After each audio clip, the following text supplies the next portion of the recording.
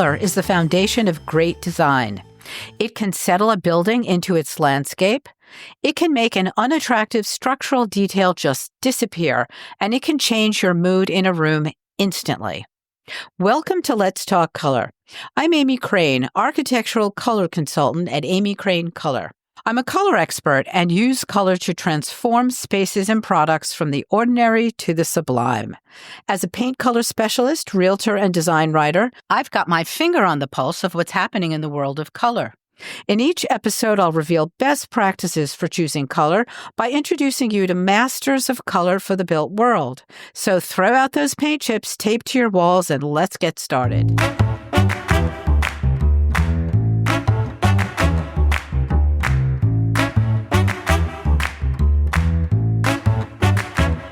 Today, we'll be discussing a truly amazing place. It's called Olana, and it's a New York State historic site, as well as a National Historic Landmark.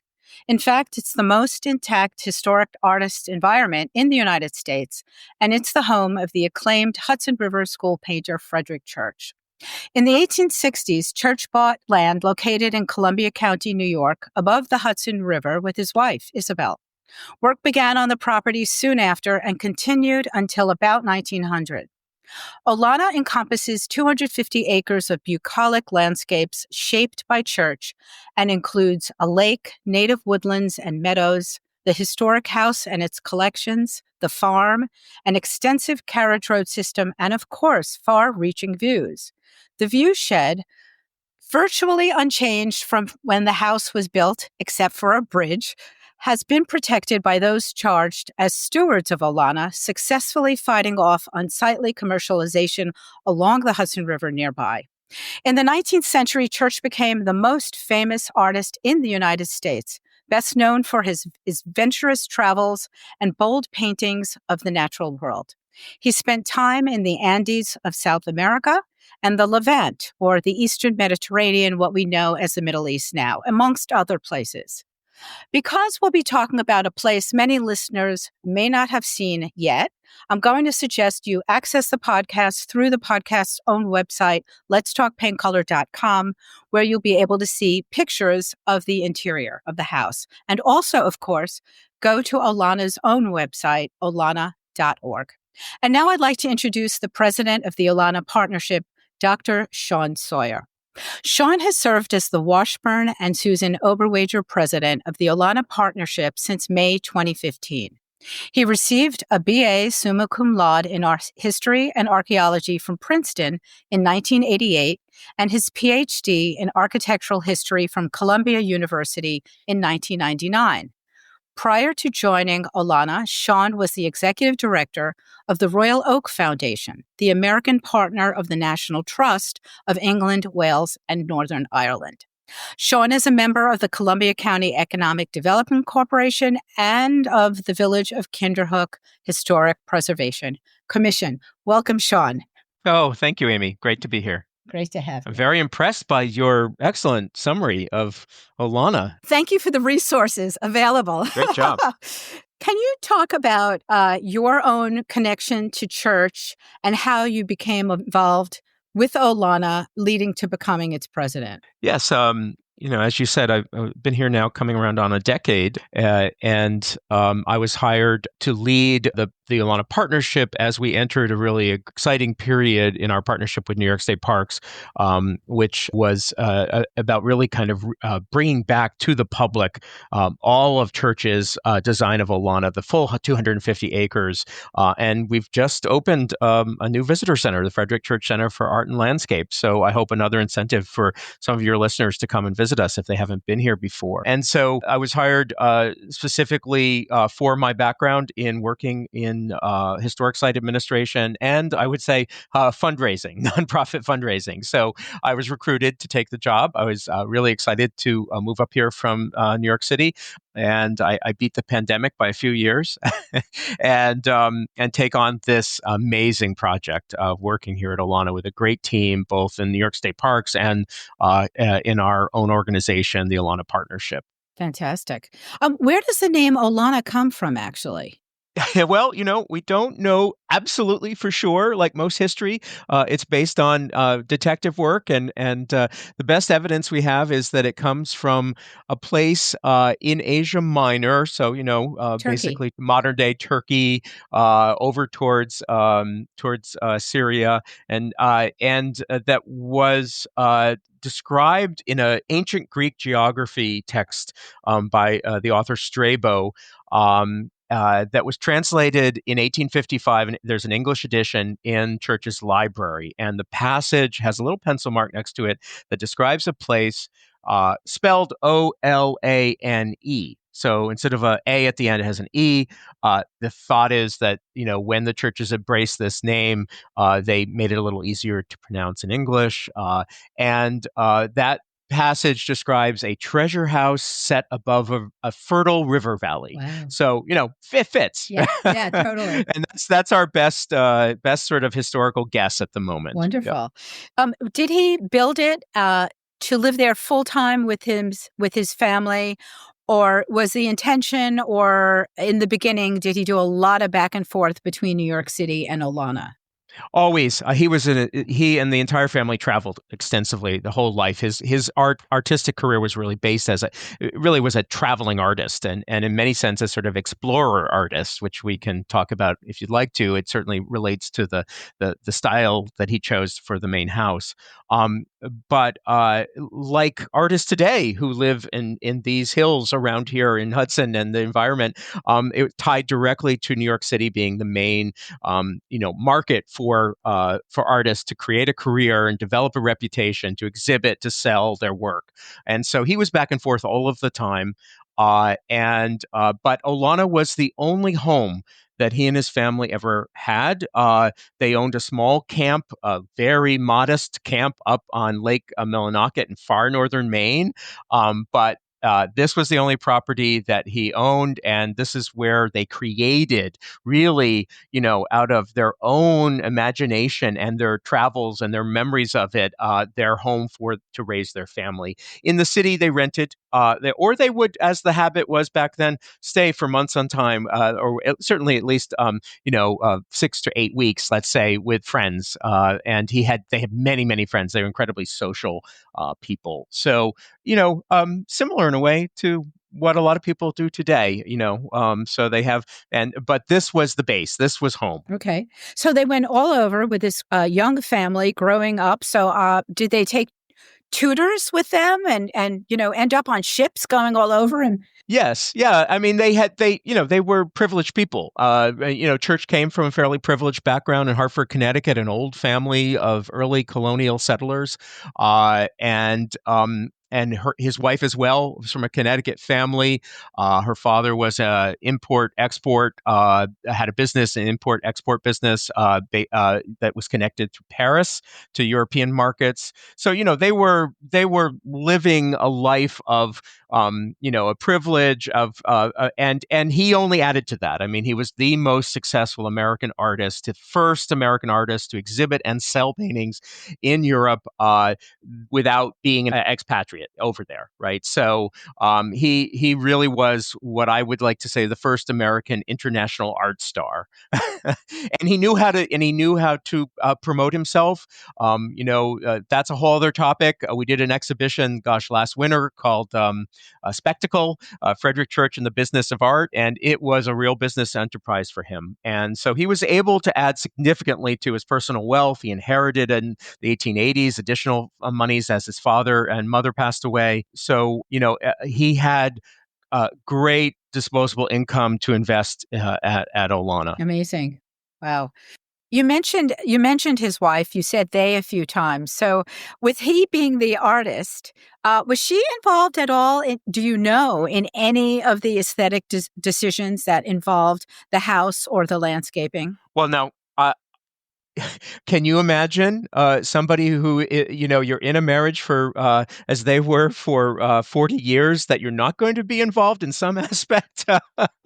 I imagine even with your work, you hear multiple opinions from the same client based on which member of the family you speak to.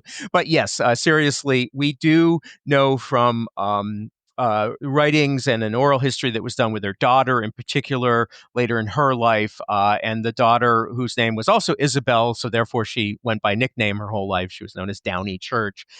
She wrote, as said in that interview, that the particularly the interiors of the house at Olana were as much her mother's as her father's.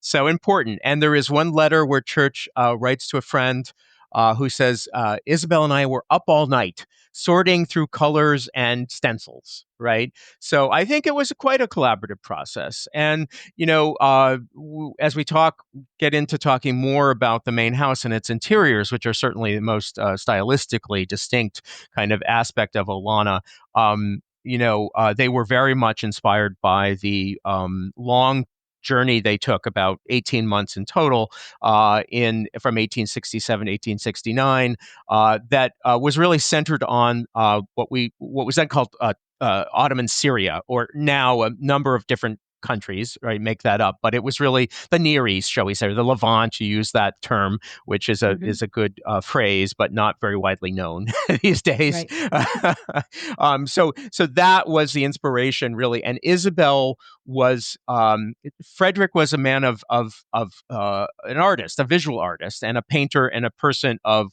images. Isabel did most of the writing that we have left, and so she did a diary of their travels in the Near East, and she particularly is.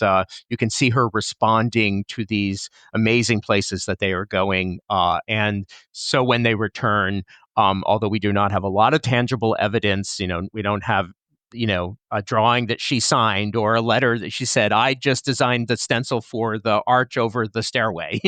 We don't have that. We do assume that his hand was the one that ultimately was really putting together the whole thing, but that she was deeply consulted and involved with it. I love that. I love that. Are any of those diaries or memoirs of hers available? And well, they're in the research collection. We're working to digitize the collection, and those would be things that we would be able to get out there eventually. So, I hopefully you doing this and others will gain more visibility for Olana, and we can continue to do good work here to get those things out. Oh, that's great. By the time Church bought the land and started to build, his mentor, who lived across the river, Thomas Cole, had passed away. I know he studied with him when he was as young as 18. So much is written about the landscapes that they love and they painted across the river in what is now Greene County, where the Catskill Mountains are. But I haven't heard so much about, did they spend time here east of the Hudson River around Olana? Do you think that they studied this landscape and painted it at all? Absolutely. Imagine, I don't know if you know of the views from Burlington, Vermont, across Lake Champlain to the Adirondacks. The best views of the Adirondacks are from the other side. And so therefore, similarly, to get those great views of the Catskill Escarpment, which was the great attraction for the early, painters, the early 19th century Cole and others, they were over here from this bank of the river. And so that is, of course, the great sweeping views that, so many thousands of people come every year to see from Olana. And it is one of the most distinct, I think, views certainly in the eastern United States. It's a very, very important national landscape in that way, and which is what our national landmark designation really also is speaking to. So yes, and we do have specific drawings dated from his time with Cole. He was 18, 19 years old. 1844 to 46. Cole died 2 years later in 1848. He was quite young. He was much more into person. But and so we have a drawing dated May of 1845, Okay. When Church would have been 19 years old, from the hill that is just by our new visitor center, and it shows that view. So we know he hiked to these hills. They were privately held, a number of small land holdings, farms, and they were hiking hundreds of miles a week. It's insane. No wonder the poor man had suffered greatly from arthritis at the end of his life, and including his hiking was, going was some of the first people to really explore all of Maine as artists. Mount Desert Island, all of that was really not what it is today. It was not a tourist destination. And the Green Mountains, the White Mountains, they were painting everywhere across New England. And then Church made his fame principally by becoming identified with South America. And he hiked the Andes twice, so yeah, that there wasn't a problem getting on a ferry and coming across and hiking up a 400-foot high hill. Just amazing. It really is. How did he? You just mentioned that a lot of small parcels were owned by different landowners.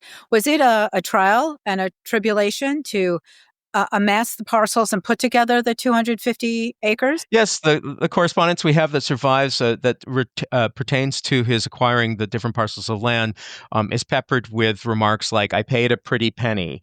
Uh, so I think as has not changed much.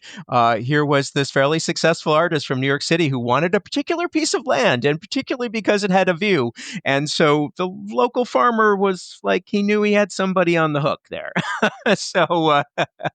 Not much has changed in Columbia County. And not much has changed at all. And so Church was fortunate. He was able to do that. Cole died penniless, basically, So yes, it was quite a enterprise. I think the key thing was that he had that what you have to understand is that he had an artistic vision for the landscape here. He was buying pieces of land that had been clear cut, had no trees on them, that were scrubby, sort of full of briars and wet, marshy land that wasn't good for much agriculturally, but had still nevertheless been subdivided and purchased and made into small farm plots and woodlots for farms and things like that. And so he has to, just like what was happening in New York City, the greatest enterprise of his lifetime was Central Park. And he was deeply involved in Central Park, and he was close friends with Olmsted and Vaux in Central Park. So he was doing a little microcosm of that up here. So instead of thousands of acres of Manhattan Island being kind of knit together through landscape design, he was putting 250 acres together in what he called landscape architecturing. Okay. So was Olmsted or any of those really well-known landscape designers involved at all in the layout of the land here, or did he do it all himself? Not explicitly. No, Vaux was hired to work on the main house with Church, but Church was principally his own architect. Church was certainly his own landscape architect. Now, they knew each other. They were intimate friends. They were good friends. Can they not have discussed this over dinner in the several clubs they all belonged to in New York City, particularly the Century Association? Absolutely. They must have, right? Was there something passed on the back of a menu or something between them? Who knows? We don't have it if it does survive. And I think that's been a struggle for the 20th and 21st century history of Olana, is that because it's known that Church was so close with Olmsted and Vaux, there's been an assumption that therefore they must have done this work. But no, he was an artist, and their landscape direction was an artistic one. It was kind of bringing art into the manipulation of rock and dirt and trees and plantings and water. It took 18 seasons of hand excavation to create the 12-acre lake at Olana. So that was begun before Church even finished the first house that he and his wife moved into here, the house I'm speaking to you from, Cozy Cottage. That wasn't finished until 1861. That first summer, he has laborers set about starting to excavate a swampy area to create the lake. So, this is a vision. He's got an idea, and he isn't able to acquire the big view at the top of the hill until 7 years later. Oh, okay. So the big house goes on the big view, and that is the sort of second phase. The first thing that happens is he creates a farmhouse, and he buys a farm. This 126-acre farm has a little 2-room, basically, very humble farmhouse on it. His wife he's not going to move his newlywed into that and live their life of fame and celebrity there. So he builds a lovely little picturesque farmhouse, very intentionally sort of artistically designed with, clipped gables and, diamond paned windows and all of the latest style of that period. And so it's a incredible, consistent vision over 40 years to create Olana. Would you give us some background into how he did come to design the house in the style he did? And was what was happening with architecture in the United States then, did it inform at all what he built and how he decorated it, or did he just depart completely? Yeah, excellent question. So definitely the first house here, Cozy Cottage, the farmhouse, was totally right out of verse and chapter of Calvert Vaux's Plans for Villas and Cottages, or Downing before him. It is a gentleman's country seat, but of a modest type, a little farmhouse that sits in the landscape, and that's the emphasis on it. So this is a reaction against Greek Revival architecture with the white columns out in the middle of farmland in New York State. They hated that. So this is the next phase where you get these cottages sort of nestled into the landscape. Now, when it gets to be the big house, though, it's quite a dilemma because he wants it on top of the hill. He's not going to nestle it necessarily into the landscape. It's going to be quite prominent. And in some sense, it is a realization of Cole's writing about the Hudson River, where he said, it will one day be like the Rhine, and the castles of the great and famous will dot its shores, right? So in some sense, Olana, Church realizes his mentor's vision of, building a castle of his own. And he does refer to it as a castle, kind of, a little bit tongue in cheek, and when he's doing it. So he starts out with an architect. Before he makes his journeys, he buys the top of the land, 1867. His good friend, Richard Morris Hunt, one of the most, prominent architects of his generation, the first American to be trained at the École des Beaux-Arts in Paris. He does some designs for Church that survive. They are what Hunt wants, which is Hunt has just come back from the French Alps. He wants an alpine chateau out of stone. So then Church and his wife and his mother-in-law and their little baby go off on this great journey. And they just fall in love with the architecture of the Middle East, of the Near East, of particularly Damascus and Beirut. Those two cities they spend a lot of time in.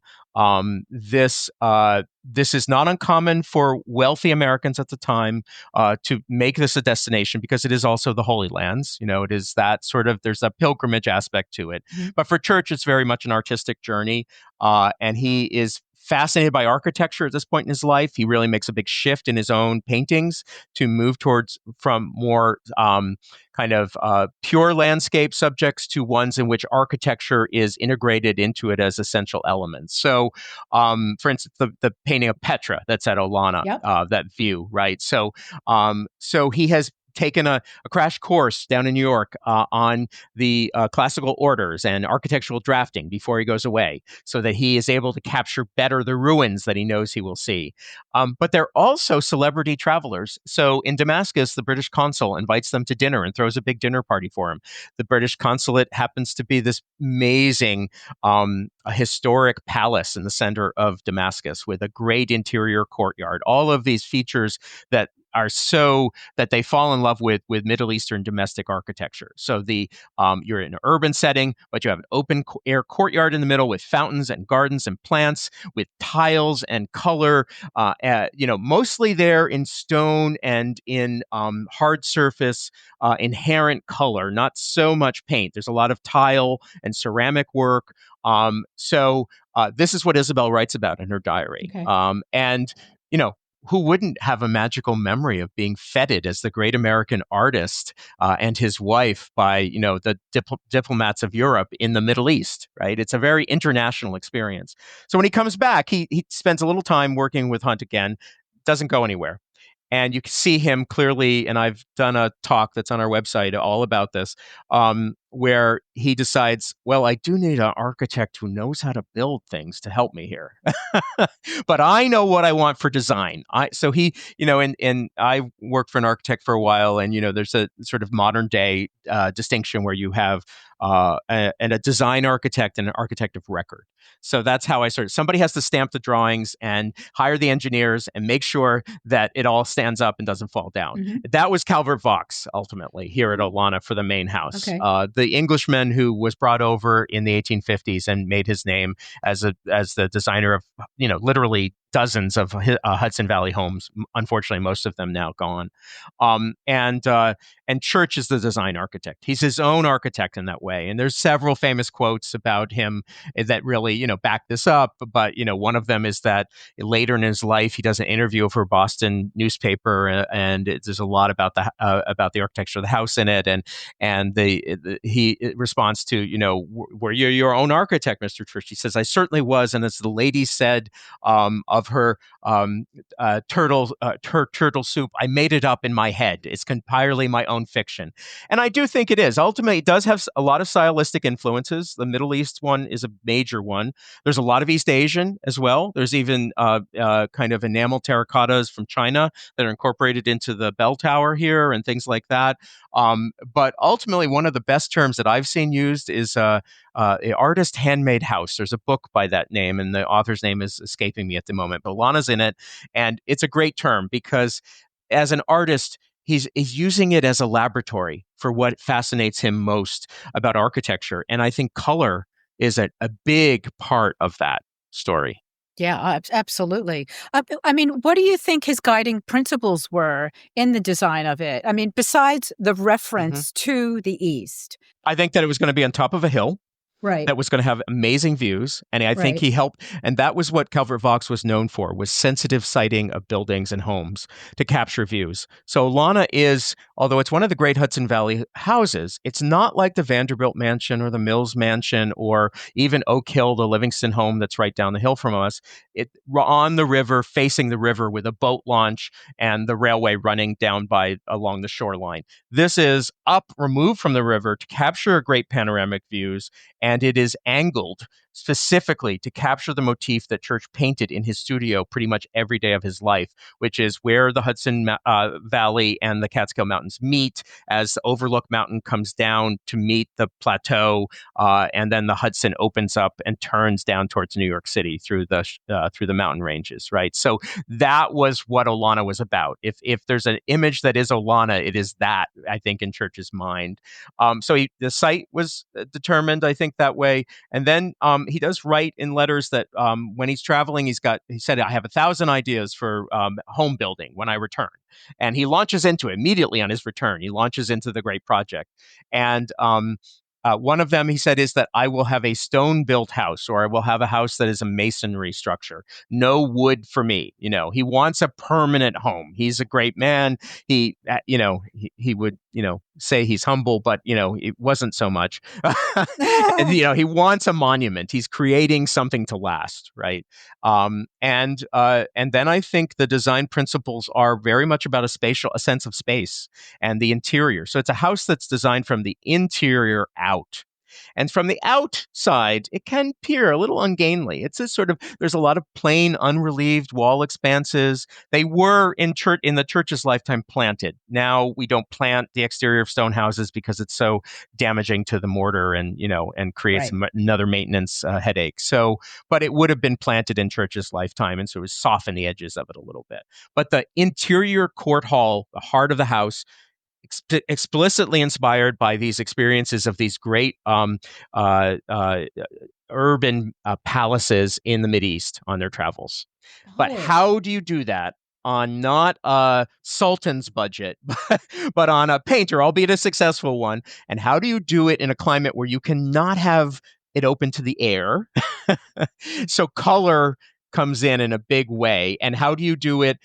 So instead of marbles, precious stones, even much mirror, there are a few key places where mirrors are used, but he turns to paint, his medium, right? He's a painter. First art is he's a painter. He does become an architect. He does become a landscape architect, most certainly. And one can argue he becomes an interior designer. but paint and color are his chief seat of inspiration. So he used color and pattern as his version of creating this Middle Eastern aesthetic. Yes, exactly. This feel and this openness. So I think one thing that sets Olana apart for its date, it started construction in 1870. It really isn't finished until 1875. Is that not only is it one of the earliest in Western architecture, even before Leighton House in London, use of Middle Eastern sort of motifs and forms, but it's also well ahead of Frank Lloyd Wright by almost a generation of kind of creating an open interior space with views outside from pretty much every principal space rather than these little boxes that are joined by double sliding doors. And, when you come into Olana, you immediately in the vestibule see right through the heart of the house. Right, right. Isn't that principle called enfilade when you could just look down? That's from a palace Yeah. architecture, like Versailles or something. But in this case, it's one that's a pretty short enfilade, but it's dramatic. You look right through the center of the house. Got it. Got it. Walking into Alana is kind of an otherworldly experience. I mean, I've never seen an interior like it. From the Arabic pointed arches to the number of colors used and which colors, as well as all of the patterns adorning the architecture. Cliches like jaw-dropping and awe-inspiring don't really cut it. It's just so different. Describing colors is often a losing proposition because we all see color a little differently, and we also use different words to describe the same color. But I wanted to give the listeners an idea of what the house interior looks like. So I'm going to give it my best shot, and you can chime in. So no room is one color, and there are often more than 3 colors per room. So, in other words, not just wall trim ceiling. There's no white in the house. Most doors are highly decorated with stencil designs on them, which have very Middle Eastern looking motifs like we've been talking about. The casements or opening between rooms, as well as trim, is often multiple colors and patterns also. When you walk into the house, there's a small vestibule that is painted a saturated orange with a salmon pink trim around the door. And the bottom half of the walls are covered in Islamic looking tiles that are white, gold, and blue. And then you enter through here into an entry that is painted the most vibrant violet color. I love it. And it's not a color you see in houses now. And just the juxtaposition of these bold colors together, the orange and the violet, really let you know you're in for something different. The colors are mostly dark and employ both warm and cool hues with a predominance of warm ones. The colors are often very muted, not always, but many of them are muted. And here's just an abridged list of everything I saw. Many types of greens, celery, moss, mint, chartreuse, all kinds of browns, tan, taupe, ochre, and other earth tones. Gold, light blue, maroon, burgundy, peach, brick red, deep purple, yellow, turquoise, and more. And if you could believe it, it works. It's incredible that it works. To me, a lot of the colors are tied into landscapes. Maybe not the bright orange or the purple, but sort of all of these earth tones just make me think of his paintings of land. Do you think that that's what it comes right out of? I do. And, it's only, as I said, I've been here 10 years, and I think it was only year 7 that I sort of had this epiphany one day, just sort of feeling when I was in the main house, in the interior. It's just like, if I look around here, everything, the color, the motifs, the symbols are about nature.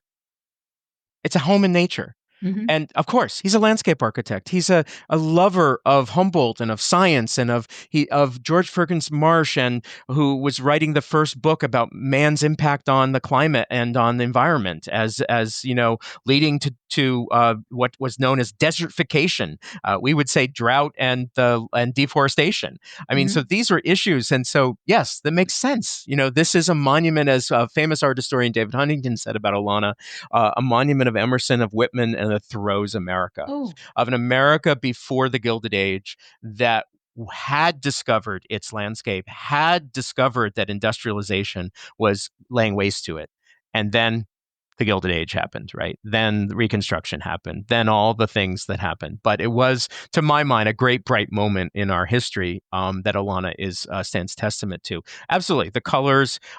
We know from references that he would some of them sort of whiny letters to friends, saying he can't attend some social event because he's tied down, dictating to the contractors every little detail, including mixing the colors on his palette and showing them how to mix it appropriately for larger surfaces. He is intimately involved in, and Isabel, as I've said, it probably not as much as she recognized as she should be, but Church is the artist eye is absolutely intimately involved in creating this palette. Now, if you look at two of the important source books for the patterns, the stencil work, they are these wonderful, lush, beautifully illustrated, including some color illustrations, books, French books on Persian architecture or on Arab architecture. And Church owned these books, most likely acquired perhaps in Paris, perhaps through Isabel's father. We don't know for sure.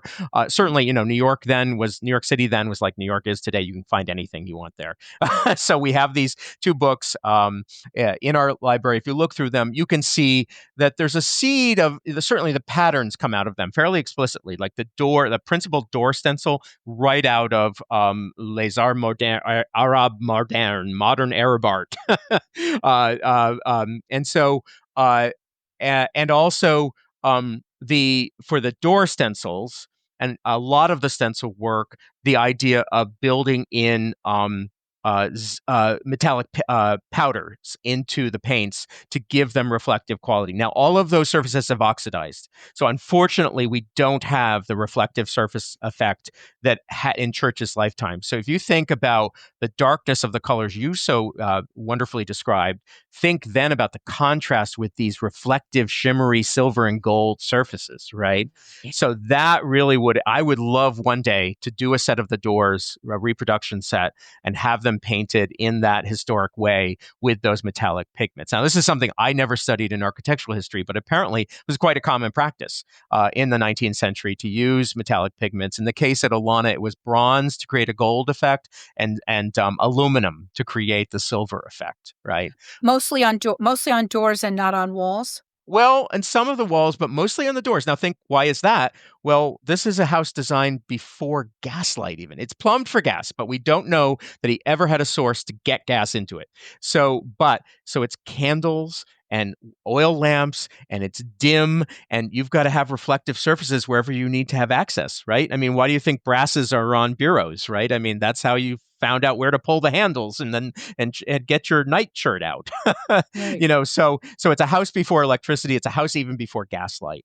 And so I think that's a whole other subject, fascinating subject to me that I've been learning a lot about just here at Olana, working with exhibition designers who know all about optics and the way in which the eye works and the way in which it compensates, and one of the big issues we have at Olana is lighting. And we're actually just embarking, next year is the 200th anniversary of Church's birth. We have 100 projects that are going to be open and done. One of them will be our first enhancements to the lighting in the interiors to try to give them more even tone so that your eye can see the paintings and the artwork better. Mm-hmm. And that's what it would have been more like in Church's day, because there would have been many more window treatments than we have now.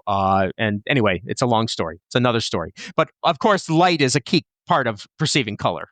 Oh, well, absolutely. You hit on a number of things I was going to ask you, which was because there wasn't gas light, and it would have been candles and kerosene. Do you think that affected the colors that were used? In a way, if you think the lighting was dimmer and more spotty, you would think you'd go with lighter colors because there was less light, and yet he went for these really well, that wouldn't have dark reflected ones. the richness of the design aesthetic that they loved here, and this is also, look at Tiffany interiors. They're very dark. The Park Avenue Army, those restored interiors, they're lugubrious, but that was something that was felt to be, just very appealing in this moment in time. And we're talking about the 1870s to about 1890. In that 20-year period is when, and there are two main phases of the interiors at Olana. There's the first phase, 1870 to 75, and then there's later 1880s renovations that happen.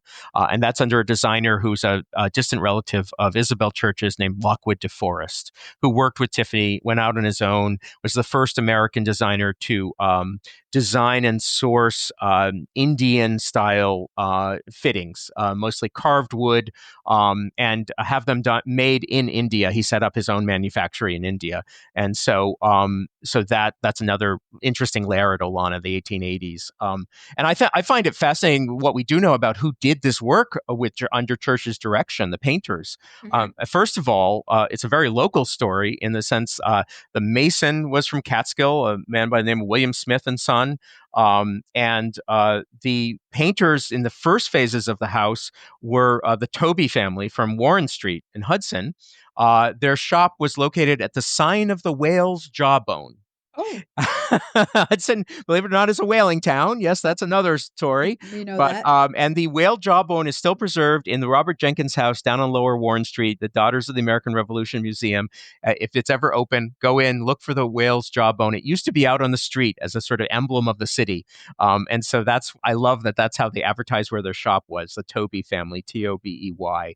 And then he also, very interestingly, he didn't take students in a very explicit way, but he was very respected, very revered, obviously, as an artist, and he was very sociable and friendly with other artists. And so he connected through the Albany artist, Erastus Dow Palmer, a sculptor who set up the Albany Institute, with Palmer's son, Walter Launt Palmer, who wanted to be a painter. And so he came to church. And through Wally, as he was known, he met a young man from Albany by the name of Herbert Myron Lawrence, who would go on, and there's very frustratingly little out there. He was born in 1851. He died in 1937. He became an interior designer. He worked on the 1880s redecoration of the White House under Chester Arthur, one of our few gay presidents, if I can. Anyway, who refused to move into the White House until it could be repainted. Now, if we're guessing about his sexuality, now I think we know it for sure, right? That's so good. In any case, so Herbert Myron Lawrence worked at Olana off and on for Church for 10 years or so, and there's a lot of evidence of payments and everything, and talking about him coming and doing this. So he's training and breaking in as a young man under the tutelage, basically, of the great painter, Wow. Frederic Church. So Incredible. fascinating to think about that. And then the Chester Arthur White House was done by Tiffany. So it was Myron. Herbert Myron went on to work for Tiffany. Oh. So do you think that there were apprentices and other people who helped with the sort of minutiae, like the creation of the stencils? Oh, I think they were doing all that. Yes, they were doing all that work. I think Church would his typical way, both in paintings and in the design of the house. And there are over 700 drawings surviving in his hand for the house, for the interiors, for every detail of the woodwork, for the stencils. We have the original stencils themselves, not just the preparatory drawings for them, right? That's great. So, and they're splattered with paint and everything like that, right? So, the state, when they repaint, which they're about to do in 2027, the exterior, all that decorative work is going to be redone. They obviously use the original stencils and color match to create the custom colors. But Church's typical working method was to sketch something in pencil and then to refine it. And so we have sketches for the stencils, and then he obviously would have had, whether it was Lawrence or Walter Launt Palmer, if he was visiting, or others help, or some of the workmen, the painters from Toby or other. There was an Albany firm too, I think, called Gladding, Gladding, who was advertised for doing gilding, graining, and glazing. Hmm. And anyway, so, local Local. people. Yeah, that's great. So it was such an unusual house. How was it received by the public? I mean, did people think it was outrageous that it was so different and unlike other things, or did it add to his mystique? And Certainly added to his mystique. I mean, I think as it is today, notably visible from across the river. And as you cross the river today on the Rip Van Winkle Bridge, back in the day on ferries, it was a house that was meant to be seen.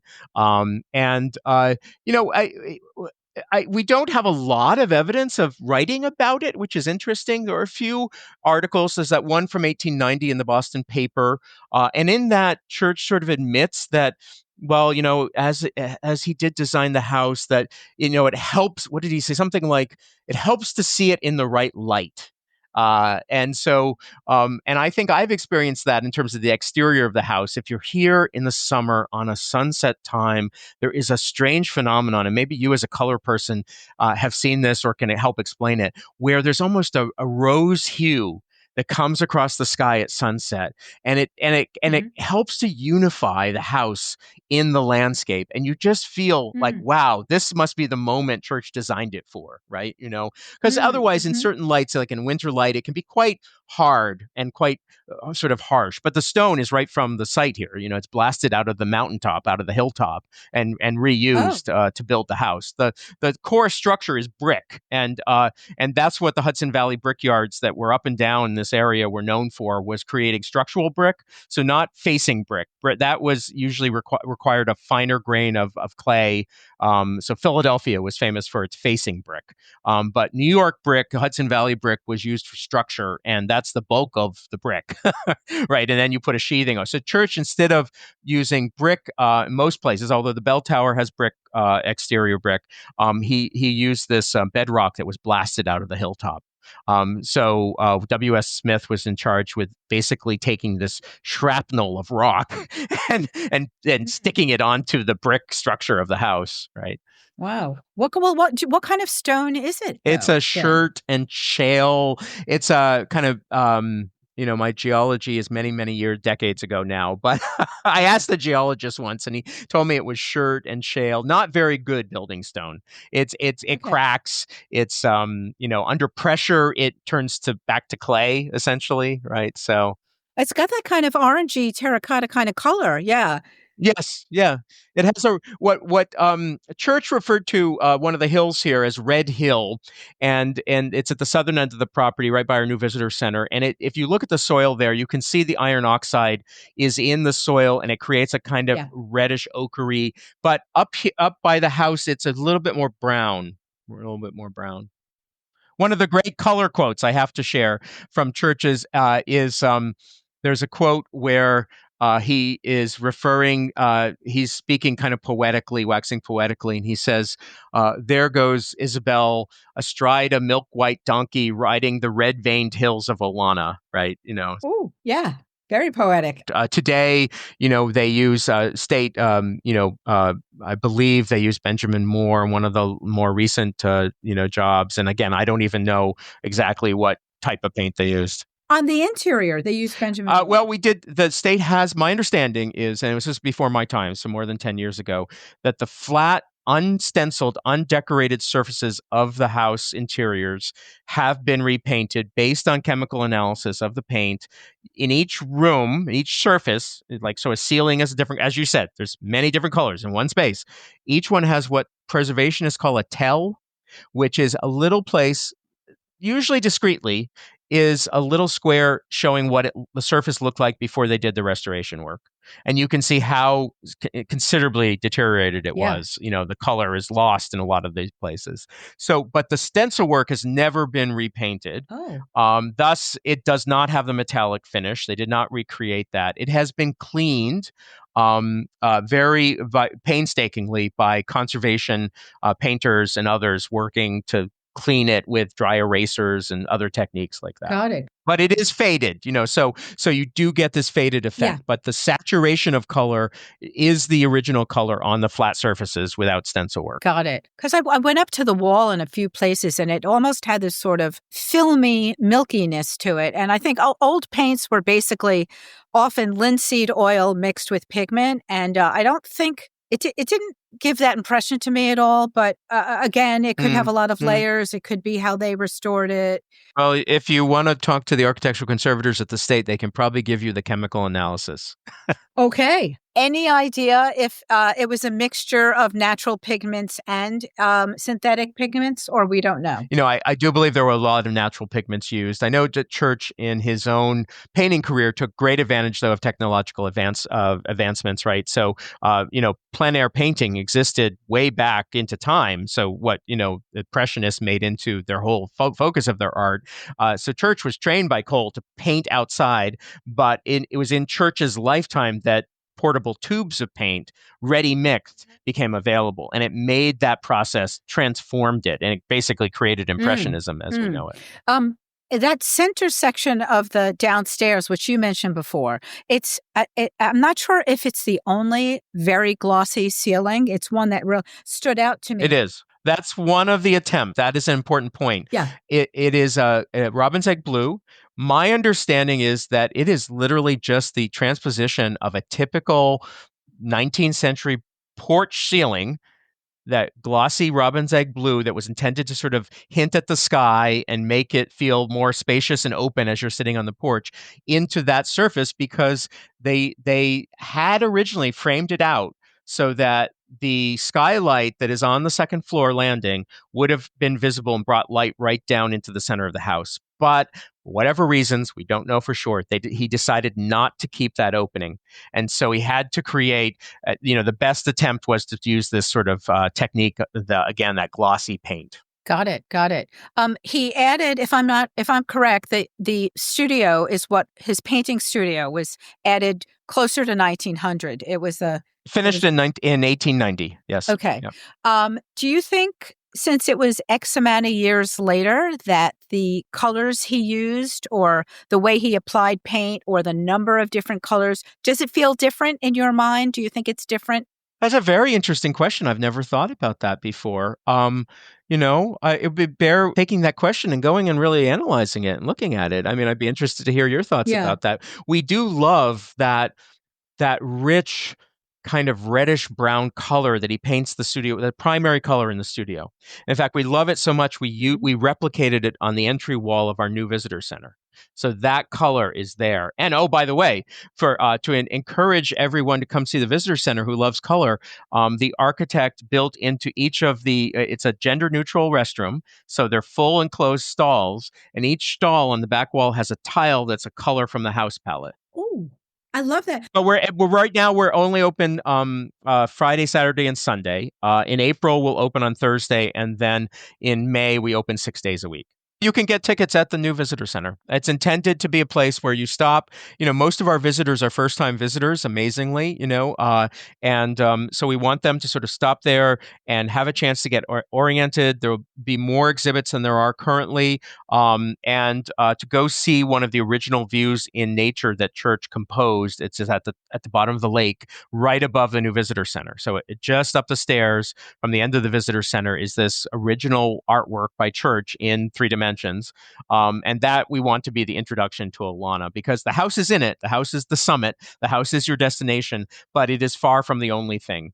So at Olana, we don't use the word grounds, because really the landscape is primary and the architecture is subsidiary. So for the average visitor experience for the last 54 years, that has not been the case, because really the access was provided to the house primarily and less to the landscape. But we're doing much more now to provide access to our visitors and interpretive access tours. We have electric vehicle tours that take you on all 5 miles of the carriage road network that Church personally designed. And it takes you to a sequence of views, just like if you go to one of the picturesque gardens in England, like Stowe or a Stourhead or something like that. We have our own version here at Olana. Anything else you think our listeners should know? Oh gosh, it's been fun to talk. We don't talk enough about design and these things, and your passion for color and your knowledge for color. So, Amy, I really appreciate your interest and love to have you stay involved and help us understand more about it. Your question about what happened with the studio wing, interesting to explore. This has been so much fun. I thank you so much for your time.